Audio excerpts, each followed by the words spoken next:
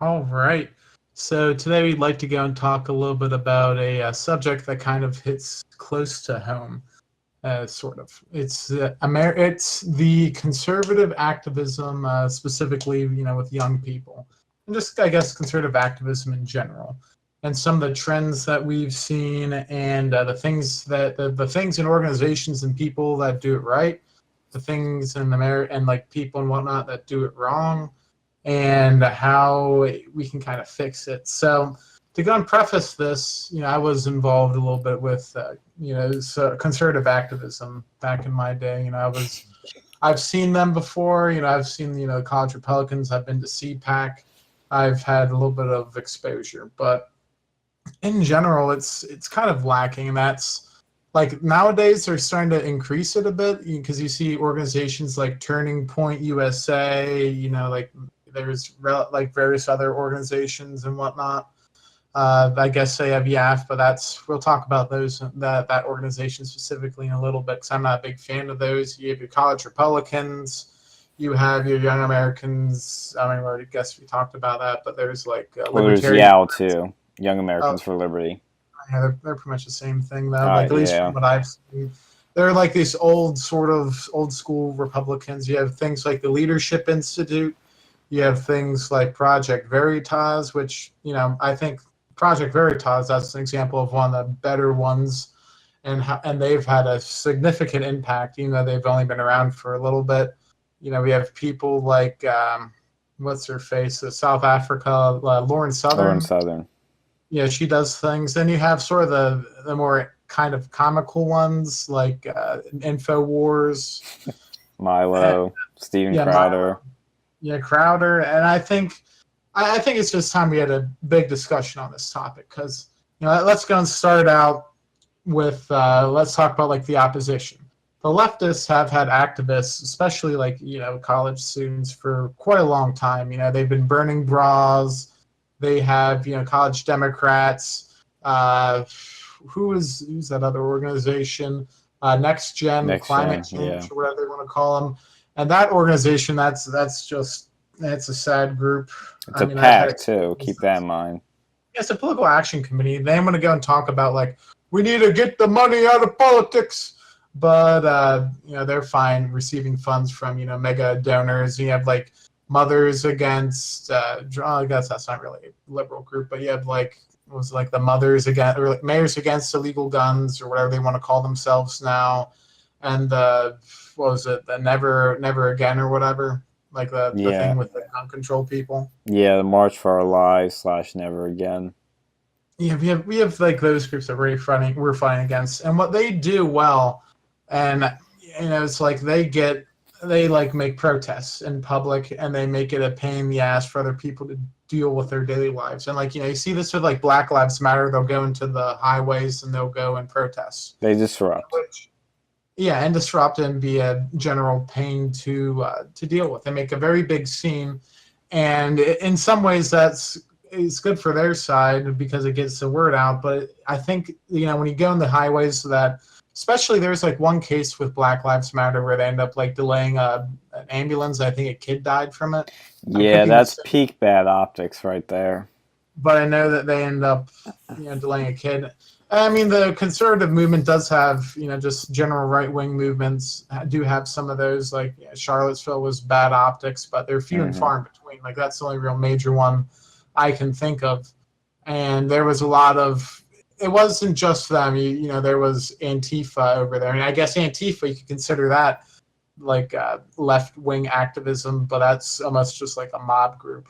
Yeah, they're And extreme communists. yeah, they're almost. I'd call them like a terrorist organization more than a quote unquote like activist group. I think there's a delineation there, Government and calls them that officially.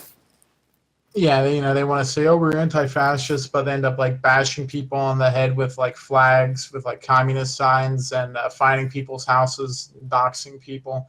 I don't think they're a very. I wouldn't even consider them a left-wing activist group, and I'm more than willing to go and throw the left wing under the bus, but I think they're more of a terrorist group. I'd consider that something different. But they do have like these sort of minor ones. Like you'll see like young socialist groups in most colleges. And, inside those groups, there will be several Antifa members, whether or not they want to go, and they might not explicitly say it, but, if you see the Antifa presence on campus, they carry the Antifa materials and they'll spread on campus. And campuses are very unlikely to actually report on Antifa, terrorist group materials. Like Penn State, there was Antifa propaganda spread around campus, Yep. like signs and stickers, posters. Yeah, but the mainstream news did not report on that, to my knowledge. There was reports when there was like probably 2 people putting up like Identity Europa and whatever posters, and like report illegal immigrants like posters, which I don't even think there's anything wrong with that. I think illegal immigrants, anyone who breaks the law should be reported. Like illegal immigrants, people who commit arson, people who are drug dealers. I'm not a big fan of those. But I don't think it's like a racist to go and report illegal immigrants, but that's beside the case. They were trying so hard to go and find those people, but they didn't put any effort into finding the people who put Antifa materials on campus and stickers. Now, what I think, here's some of the things that the right wing does right. I think that the right wing, they're usually conservative both in their ideas and how they do activism. And that's and that's kind of a bad thing now. They're too conservative in many cases. Like they might bring the most like crazy thing you usually see is they bring like a speaker to campus.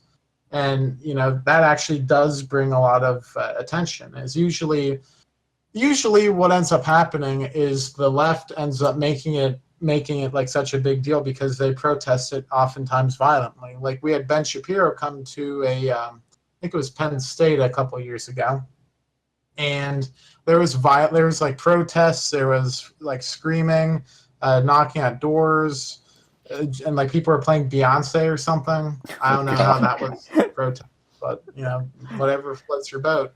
I don't really see how that's helping their side at all. And it generated such a firestorm around there that it's almost like free advertising because you end up getting in the news because there was like protests. Now, if the left did not protest these conservative speakers, it would be like no one care about it. So actually, on the good things, bring conservative speakers or right wing speakers, especially ones that'll generate a reaction. So you have like especially Milo, he's well known for this, and that's why I recommend Milo Yiannopoulos. He's great. He knows like how to do clickbaity headlines and just piss people off in general. And I think he's a tremendous asset for the right wing if you just bring him on campus, because the left will make such a storm. They'll go out into riots. They'll show you the dangers of the leftist ideology. They'll show the masses what the left preaches and what they practice. When they go out into the streets and they try like Berkeley. Yeah, I think there was like fires and stuff and violence, and then they had to go and cancel the event because of this. And that hurts the school because, the school itself, which is a liberal hive mind, when they see this, they kind of it makes them look bad because they can't handle a crowd. And the one bad thing, though, is they charge so much for security. And oftentimes, when they do hire security, they're not allowed to go and do anything. Because the school think it'll look bad if they end up actually enforcing their own rules, no violence. That's what the So I would say definitely conservative speakers, right wing speakers on campus. The more controversial, the better. In general, I haven't really seen any negatives with this. I mean, the worst thing that happens is they speak, and then the left. It's like one of those attacks, you go and poke a bee's nest, and then the bees just overreact and just swarm you and sting the crap out of you. And then you can be like, oh look, the bees are attacking, and all you really did was poke the nest. So that's definitely good optics. Now another thing, we have some of these organizations like Turning Point. I think they're a little bit misguided. Some of the things they do, I'm not a big fan of.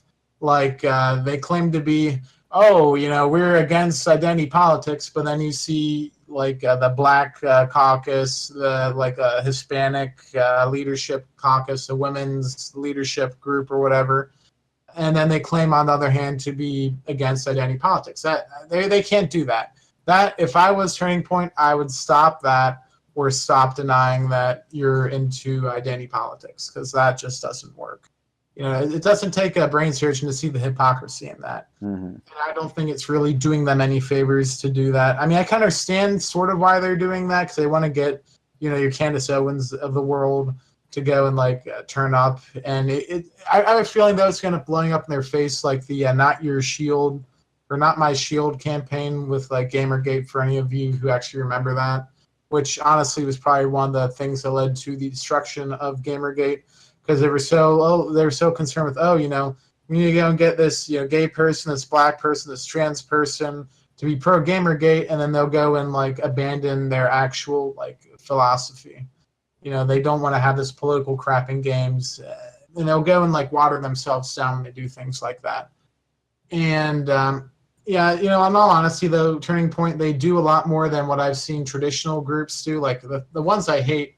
We have like Young Americans for Freedom and kind of probably Young Americans for Liberty. I get them confused because they're both like kind of boring. They're very like old school.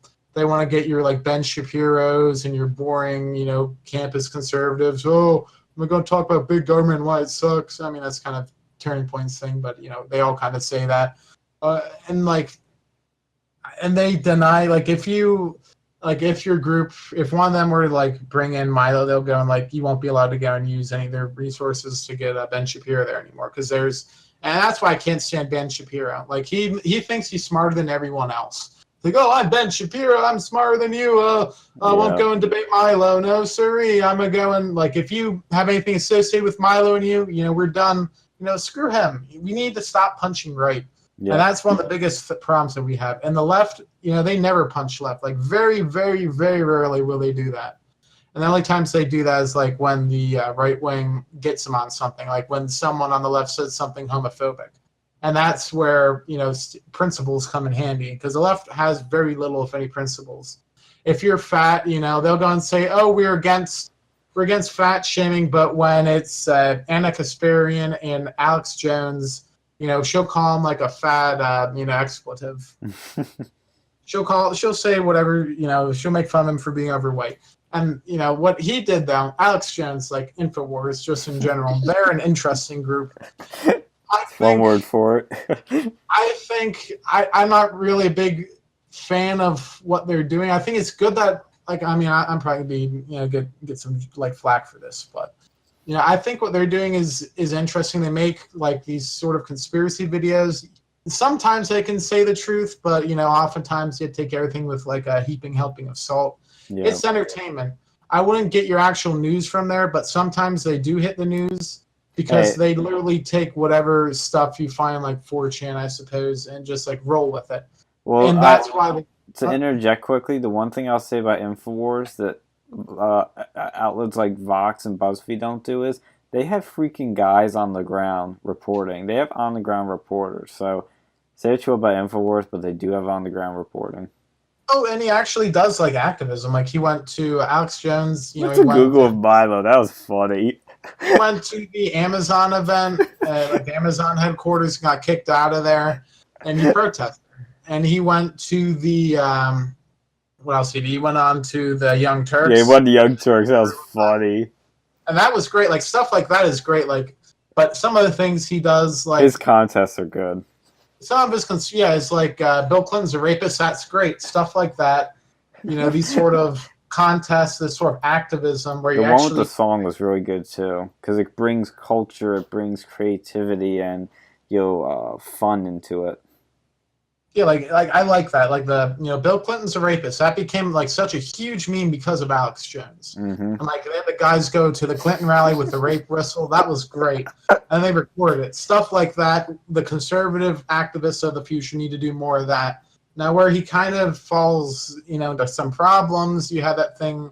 I don't know how true it is. Like, I haven't really listened to the video. Like the thing with the false flag, with the shooting. Sandy Hook. Yeah. I mean, that's not very good optics. And I'll give them don't say things like that. Even if you said it's a false flag, most people don't know what a false flag is. Like if you go into a room of people and ask them what a false flag is, they'll probably just think it's fake. No, that's not what a false flag is. A false flag's like when the the Nazis burned down the Parliament building and then blamed it on the Jews. That's a false flag attack. Mm-hmm. Not. But I have to go and listen to that Alex Jones video again. But it just that was bad optics on his part. That's why I can't fully endorse him. But I like what Paul Joseph Watson does, though. He's great. He makes these YouTube videos, like these reaction style videos. That's good. That's good for like on the camera activism. But we can't always do that. We can't always rely on the internet to make us into activists. We have to be on the ground sometimes. And that's something that we're going to have to go and do more of. Because a lot of people, they'll go and complain on the ground. And, it's good to go and call your senators and stuff, too. And the conservatives are usually pretty good with that, like calling people. But I think we need to have boots on the ground and, like doing events, like protest events. That's good. Like the left always does that. The right needs to do that. But then when the right does do that, like the thing of Charlottesville, that wasn't very good. I thought that was important. That just the optics of that, of these guys marching with the tiki torches, that just looks so cringe. And then it's conjuring negative images. Yeah, like that's bad. Yeah, we need you don't want to associate yourself with the KKK and Nazis. Yeah, like it's fine to go and do like a like if you want to not be like super. You don't want to be PC all the time. Yeah, that's fine, but you don't want to generally look like that. And then you need to go and be better at like getting people in your own rallies to like not do stupid shit like wearing the like swastikas. Like even if it's just one or two people. Like I heard there wasn't that many of them with the swastikas, but it's enough. When you have a couple of them, and that's all that the media is going to take pictures of, you repeat the whole movement. Like it's some sort of racist thing. And I think that was a movement that was the time that the alt-right sort of split into, was at Charlottesville. And I think that changed a lot of things. Now, another thing, college Republicans. I feel that they're really kind of, it depends on the college it's at. Because some colleges, they have some cool people in charge. But a lot of them, especially as a bigger college, you just have these boring people. And then, like, all they'll do is, like, oh, we're going to go do parties with the college Democrats. Yeah. And then they'll say these cringe-worthy things. And they're just, like, at least the one at Penn State was it was not very good. It was cringe-worthy. They just kind of, like, they didn't really do too much when I was there. And sort of towards the end, you had, like, other organizations start to go and, like, do more activism. Like was the Bull Moose Party that actually built a wall around campus, and see stuff like that. When you building a wall, that looks cool. That's interesting. That's innovative. And it's provocative. It's provocative, attention. But it's not like provocative like Charlottesville, like imagery of Nazis. It's just like a wall. It's a meme, bro. It shows strength and security, and it was also a free speech wall where people could write whatever they want on. So it was about freedom and bringing the community to you. I mean, that's the thing with activism, is you gotta either go to the community or bring them to you. And it's usually best to bring them to you, and by doing that through, some sort of provocation. But, the problem with the college Republicans at Penn State is that they're so cucked that they won't bring interesting speakers like Milo or anybody like that. And let's say they did try to bring Milo. The biggest problem with conservative activism on the campus is that when you try to bring Milo, they come up with all kinds of, BS excuses. Like, oh, the security cost is too high, or, oh, he creates a present danger, so we can't bring him. We can't find a safe venue for him. They do all kinds of stuff to, these hurdles they create for anybody to the right of Jane Fonda to come speak on campus. Anybody that's interesting on the right. And that's what hurts us the most. And to fix that could be another Foundry in itself. But trying to fix that is a big problem, and I think the best way you can do that is to raise, if the university's not going to pay for it, raise money, get your own private security somehow. I don't know all the details of all that, but, because I'm trying to unpack a lot of things you just said while going into this other stuff, but, groups like Turning Point have, they're very successful because they guarantee certain speakers like Candace Owens, Charlotte Kirk, stuff like that. They'll pay for it, do everything for you, and bring them to school. But I would just say as a preface, like my favorite and I think the best speaker is Milo, hands down. I think Candace Owens is also very good. She's rising on my list. She's very smart, very articulate, and also can help bring a minority crowd. But Ben Shapiro, yeah, very cucked. He thinks he's smarter than he is, and we'll talk about that Yaf debacle in a bit. But we have to rethink this activism because, like you said, it's got to be interesting, and it's also got to be. Conservatives have great ideas, but they don't have great presentation. You have to be entertaining, like Alex Jones or Milo, without going too far, and have bad optics. But you have to be interesting, entertaining, and fun, because that's how you spread ideas and get people interested. Yeah, I agree with that. I agree 100%. Now, I also think that, like, Project Veritas, stuff like that, recording people. Yeah. That's recording the teachers. That's how you'll get them, like stuff like that, because you have to get out to parents, and like because the parents are the ones who say, okay, I'll send you to this college, and when they see that the teachers like telling them that if you write something conservative, you're racist or Trump is literally Hitler, because they might hear rumors about this, but they're like, oh, that's not true. That's what the campus recruiters will probably tell them. Oh, we allow free speech here. But when you have evidence of teachers saying just like outrageous and discriminatory things against conservatives, that is where you'll hit the schools right where it hurts, and that's in the wallet. And because you get them caught red-handed, it's not like it's like, oh, they may have said this or may have said that. No, you have proof. And Project Veritas actually does, I know this is a radical concept nowadays, but undercover reporting, actual journalism. You can say has a conservative bent, or they, do things that are for a conservative audience, but that's a void that isn't being filled anymore, and they're actually doing that, and they're uncovering a lot of corrupt stuff that happens, a lot of big stuff, like during the election, where they caught things like Hillary, like campaigners. I don't know if they were part of the Hillary campaign, but they were part of like a group. I think it was called like Disrupt J20 or something. Again, I forget those details, so don't hold me to that, but it was a anti-Trump group that was paying people to homeless people and I think mentally ill people to disrupt Trump rallies, create violence. It's stuff like that, because you see these violence at Trump rallies, and then the narrative becomes, oh, Trump rallies are violent. What is it about Trump rallies that are violent? They say, like, what are these people just violent on the right? And then you find this crap out, and then you realize, oh, there's more to the story here. So you gotta dig deeper and uncover the truth.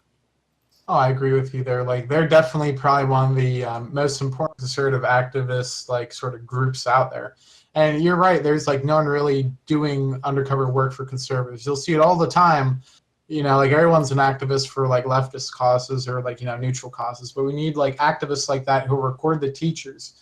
And these days, everyone has a cell phone. Everyone can be an activist. Yeah. Everyone can be a reporter. But the thing is, you have to be careful with the laws. I think they got in trouble like with the Planned Parenthood thing, because certain states have certain laws.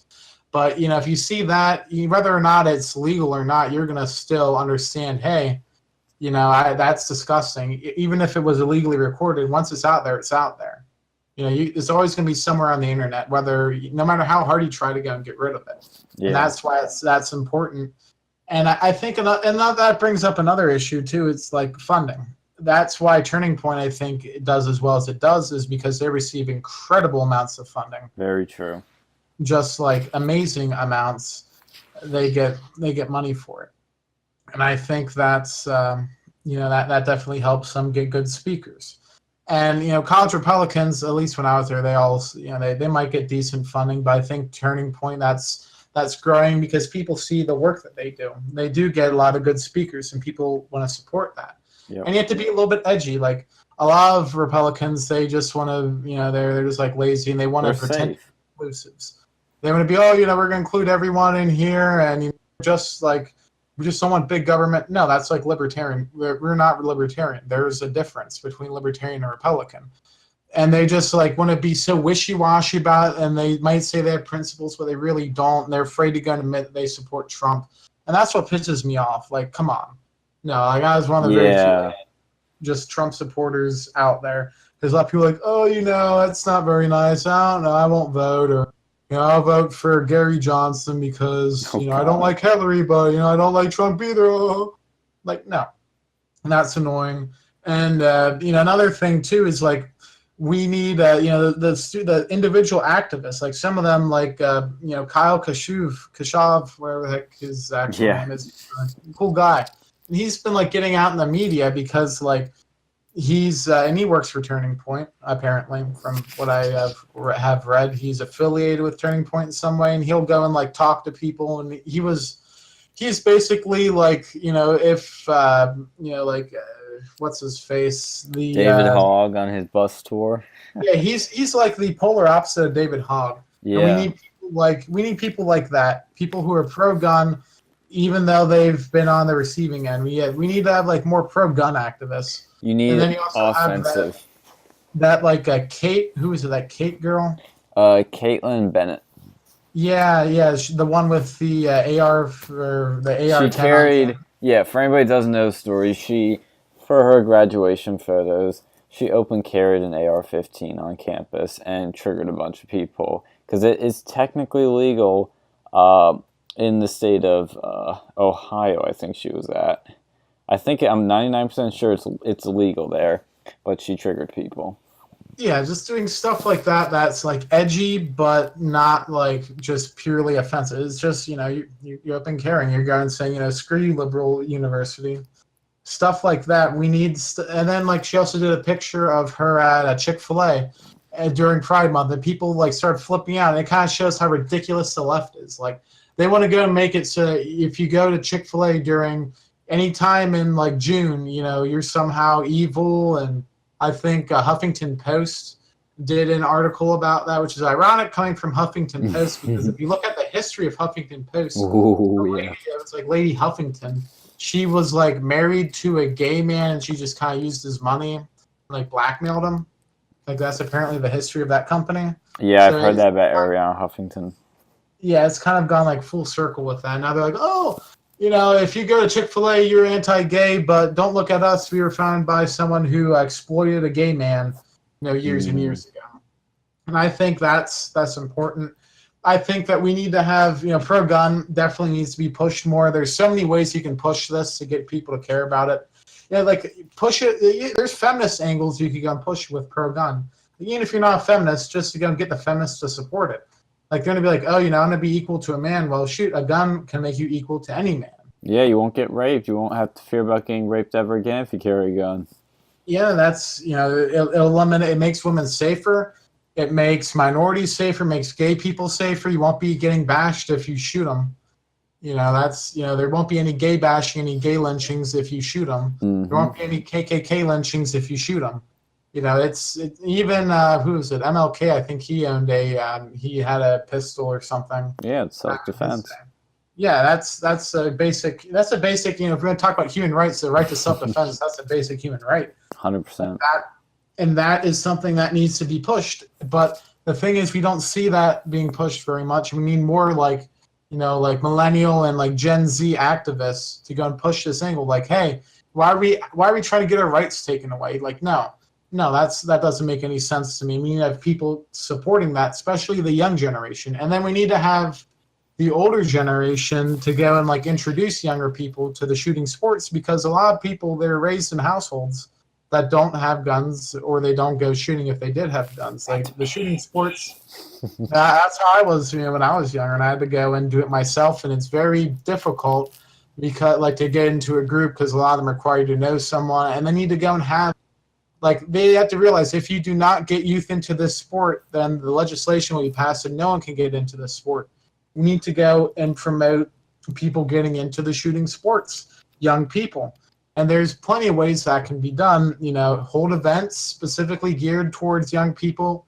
If you're a shooting organization, like a shooting club, gun club, associate with a college group, associate with college Republicans at that school, hold like free range safety courses, offer to go and sponsor young members into it.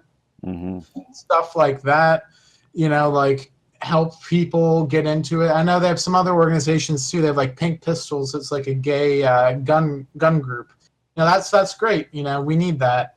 We need to go and have these groups to get everyone involved, because the more people involved in firearms ownership, even if you don't like these groups, Yeah. They're not going to get rid of their own means of defense, and that's what we need to go and start talking about. We need to go and stop this, like these, this takeaway. Let's march for our lives. We need to stop this. We need to have march for our rights. We need to Yes. go and have this happen. We need to go and have like pro-gun school walkouts. And have people with pro-gun shirts who go to schools. We need to have these people who are willing to suffer the consequences of their actions at universities and even like high school to go and do it, to go and show their activism, to go and show that they support the Second Amendment. And like, I was thinking, there should be an organization out there.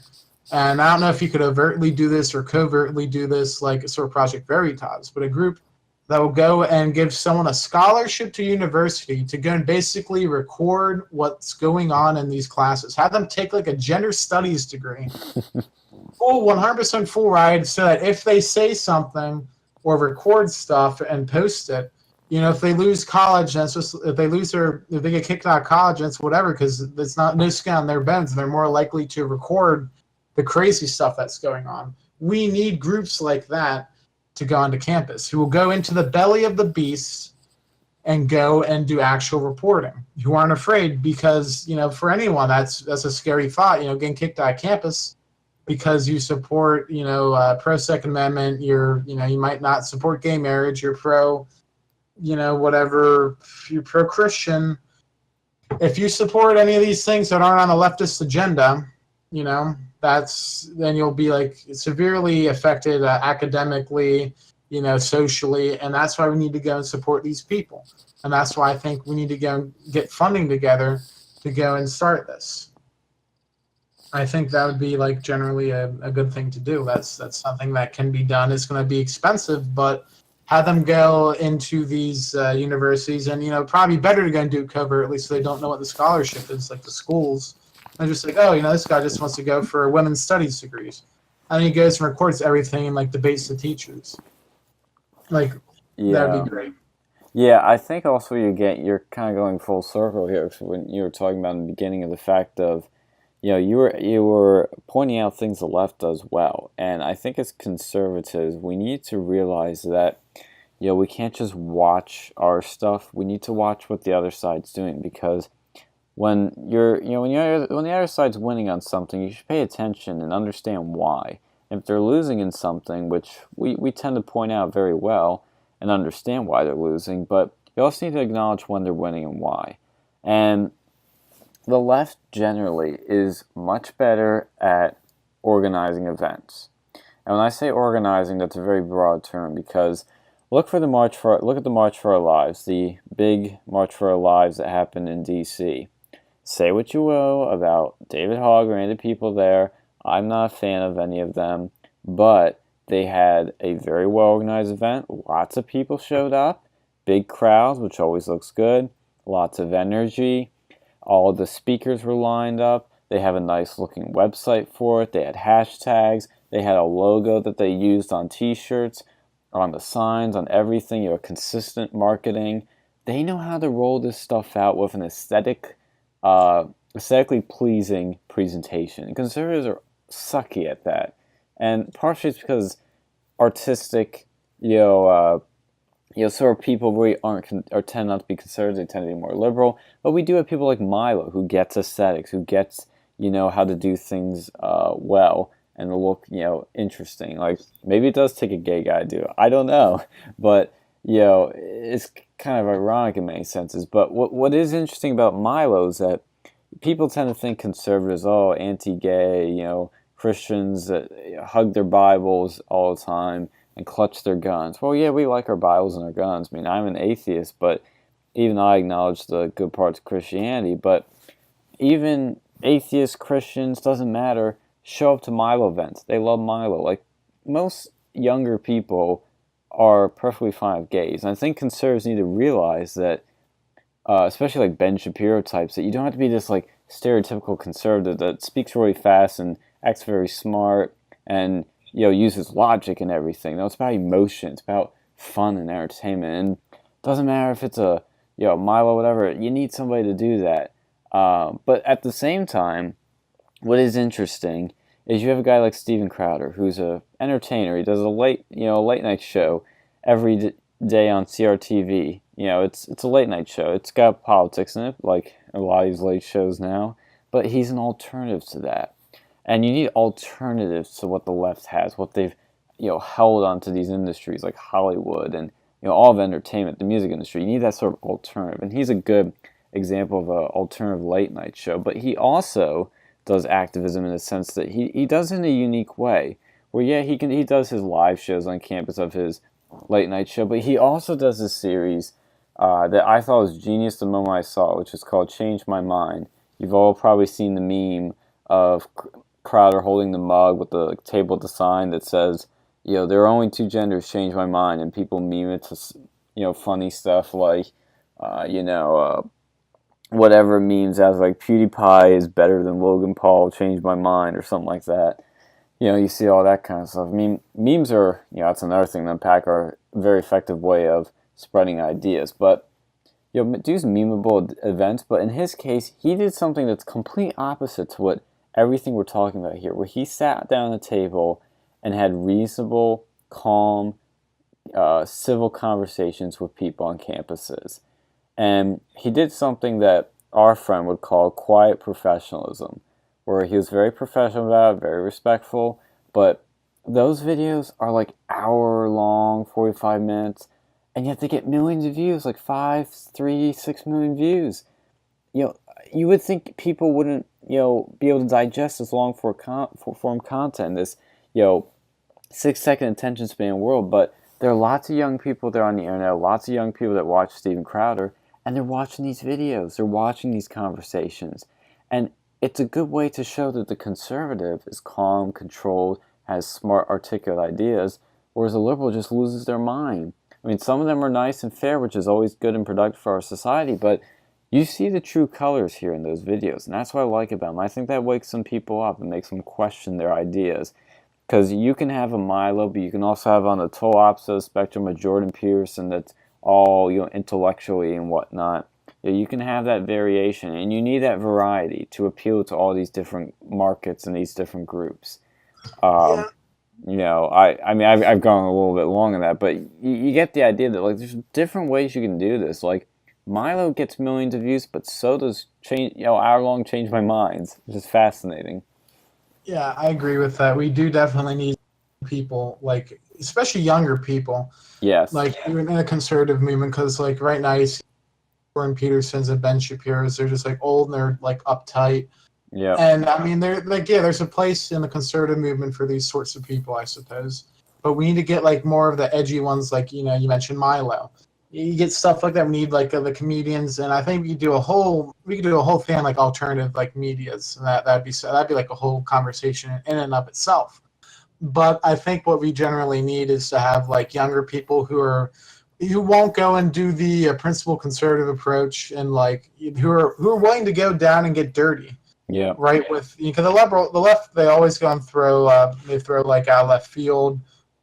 They go and throw punches below the belt. We need to have some people like that's what Trump did. He threw below the belt, and that's what people liked about him. Yeah, Trump is that's what I don't like about Shapiro's. He's a never Trumper. That's a big problem for our movement, because our movement is now, the Republican Party is not the party of Reagan anymore, the party of Bush. It's the party of Trump. That is the future. That's what people want, and that's what people love. And we should not only model his policies, but also the way he presents those policies. He's an entertainer. He did The Freaking Apprentice. He's just an entertaining guy because he's got a certain charisma about him. And you gotta understand that that's what excites people. That's what gets them engaged. He's a 7-year-old man. He's doing it better than a lot of these other people, which is ironic. But he's a good example of an old guy that knows how to do it. But with that exception aside, get the old farts out, get the never Trumpers out, get people like Candace Owens, Milo, Crowder, even Sargon. I know that's what's interesting, because we even have some like allies in what you'd call the quote-unquote left. Sargon considers himself a leftist, or not a leftist, a liberal. He'd kill me if I call him that. I was a UKIP member. Yeah, now he's a member of UKIP, which I think is a very interesting thing to follow, because Count Dankula and Paul Joseph Watson also joined UKIP, which is showing that even people that are moderate right and on the moderate left have a common interest in defeating the establishment, and that anti-establishmentness is also something we can tap into because it's like Paul says, conservatism is the new counterculture, populism is the new punk rock. It sounds like a cool bumper sticker, but it has meaning to it, which is that what we're doing is really, it's a counterculture, being anti-establishment, going against the old fart neocon Ben Shapiro never Trumpers, and that's something where you could even pull people from the left, like Dave Rubin, who is pro-abortion, pro-gay marriage, pro or anti death penalty. He's got a lot of left positions, but he's somebody that, like he says, when he goes, leftist groups don't want to invite him to campuses. He works a turning point to go to campuses. Libertarians and conservatives come out to see him. It's because he's still holds the principle of free speech. We can have allies like that can be very effective in bringing people to our side, because he's a gay, Jewish, liberal, and yet I enjoy listening to him. A lot of right-wingers enjoy him. So it's, I don't know what to do with those type of people except maybe team up with them, because I think there is a sort of new movement forming of anti-establishment, left and right mentality. Yeah, I feel the same way with that.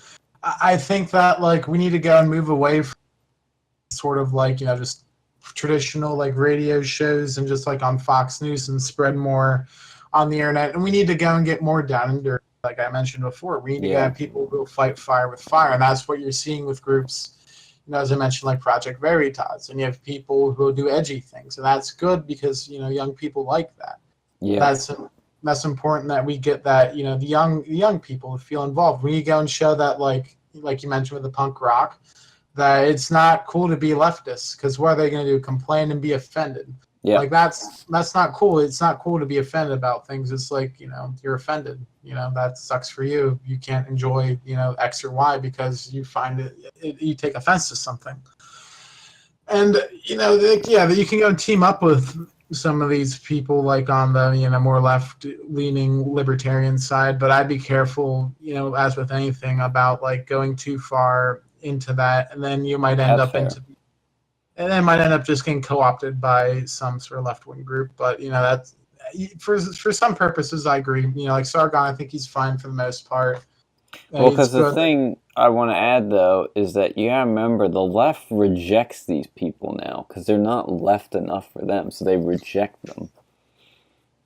Yeah, I agree with that. And I agree that there's definitely a new Republican Party that's coming about. It's just revitalized. It's different, and I feel that's important. We need to go and welcome this new sort of brand of conservatism, and that'll be what promotes the ideas that that's not like some of the ideas that the old had. Some of them are just purely just it's just not worth it anymore. We have to pick our battles.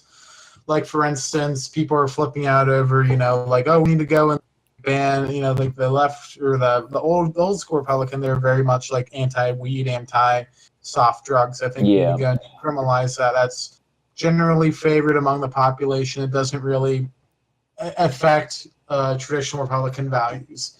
I don't think that's necessarily a bad thing. However, you have to, there's a fine line, but I think what's going on right now with some of these groups, Turning Point, I think that's good. And I think we need to support groups like that and support some of the tactics that other groups use, recording people, going into academia, doing live events, doing actual protests and whatnot. Because the left has done this for years, and we have an uphill battle. But if we don't start it now, we'll never get anywhere, and we'll end up being Europe 2.0. And Europe's going to be South Africa 2.0 if they keep it up. That's what I feel. But any last thoughts? Well, last thing I'll add, because you say, stop punching to the right. There was this thing that came out from the Ben Shapiro-controlled Young Americans Foundation, aka YAF, that warned that Charlie Cook, he's not Tim Cook from Apple, Charlie Kirk could cause long-term damage to the conservative movement. And he has this whole sort of memorandum, dossier. A dossier, a manifesto. Use whatever word you want. criticizing Charlie Kirk and all sort of stuff, and they make some stupid points like, oh, he didn't go to college. I'm like, yeah, and look at how good he's doing. He's only 24, and he's arguably created the most successful conservative activism group on college campuses nationwide. But I think there's this jealousy that happens. We need to get rid of people that are successful, and we should be really proud of them and happy for them and strive to be like them or even better. And when you see those guys like Ben Shapiro, they're just causing trouble. I get Ben. Ben makes some good points, but he's never Trumper. He's smarter than he thinks he's smarter than he really is. And you get this sort of infighting in the right. And I've talked to people from Turning Point. I've been involved with them a bit. They're a very well-run organization. I have some problems with them. Like, their posters are sometimes a little cringy and a little, cheesy, but overall, they're very well organized. They get how, they understand how to, create activism and get people involved. And they are great with providing funding, which is a big thing we talk about that, these sort of movements need. But they're also, picking some good people like Candace Owens and Dave Rubin, all these people that are young. You need young people to attract young people. Like, sometimes that doesn't always work. Like, Trump attracted a lot of young people compared to a lot of the conservatives, but you need generally young people. You gotta go after the young, because the young is what replaces the old generation. And that's what Steve Jobs just said when he went back to Apple. He said, we gotta go after young people. That's where the energy's at. That's what you gotta go for. And that mentality doesn't really change ever. You're always gonna have your, demographics that are, part of your group, but you always need to focus on young, because that's where the change is happening. That's the new exciting stuff. And the best way is, this campus stuff is great, but also doing stuff on the internet.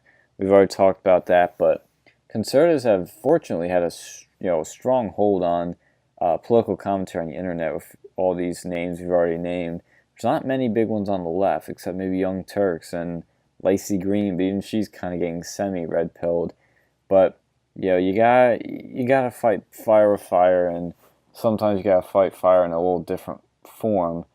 I'm trying to think of other little things that, because there's just so much interesting stuff here. But the other thing I'll say is, when you do activism, and specifically on campus, do events. Events is what brings people out, and is what get people interested, involved, and excited. And it's gonna be fun events, interesting events, cool events, clever events. You gotta do events. You gotta get people involved, because that gets your name out. That puts you in the headlines. That gets, like I said, people involved. And that's what groups like Turning Point, I think, can improve on. They do some good ideas for events, but you need to do some really cool ones like Change My Mind or Build the Wall or March for Our Rights or something fun like that gets people involved and interested. But generally, activism, you need to be the energy. You need to outshine the opponent, the other side. You gotta be 10 times better. Yeah, and one last thing too. I forgot about this group, and they were actually, I thought they were very useful. They don't really do activism, teach you how to do it. Leadership Institute. I'd recommend getting involved with that if you're in the area and you want to learn how to do some things, because they have some great tactics. They'll teach you how to start like conservative, like right-wing websites that technically, they could do just generally like campus newspapers and whatnot.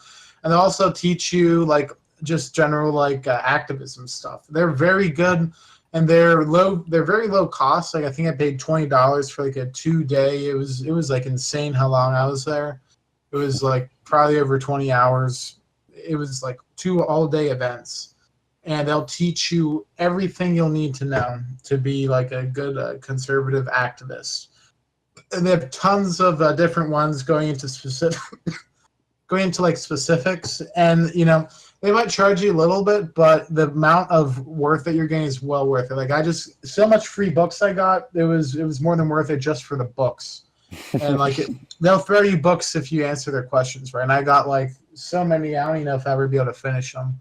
But it's good stuff for your library, good stuff for your brain. and some of their events can be a little bit more costly, but you know what you're paying for is probably going to be like not even like 10% of what it costs to actually run these events. You'll get so much value, and I think they have internship opportunities, and they have a website that has like a job opportunities on there. It's like conservativejobs.com, which I think they host or they're affiliated with. Or they mentioned that when I was there.